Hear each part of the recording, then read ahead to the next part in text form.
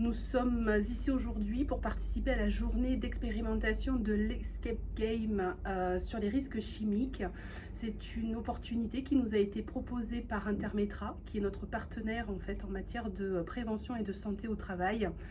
En notre qualité d'employeur, il est de notre devoir de garantir un environnement sûr et sécurisé pour chacun de nos collaborateurs.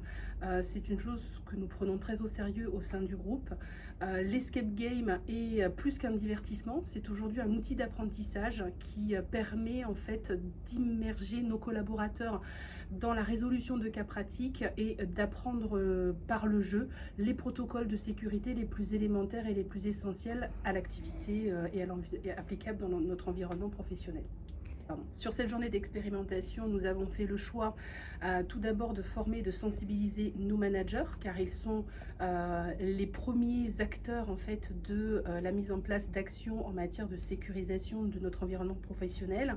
Et ensuite, nous avons l'intention de former quasiment une cinquantaine de nos salariés par ce biais, notamment ceux qui sont exposés aux risques, notamment nos mécaniciens, parce que dans le secteur automobile, nous sommes amenés à manipuler des produits qui peuvent présenter des risques pour notre santé.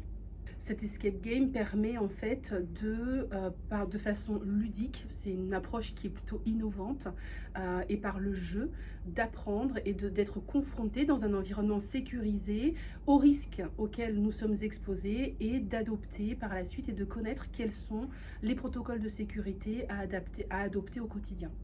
D'accord, et ça va concerner, donc vous m'avez dit à peu près 50 employés, c'est Oui. ça?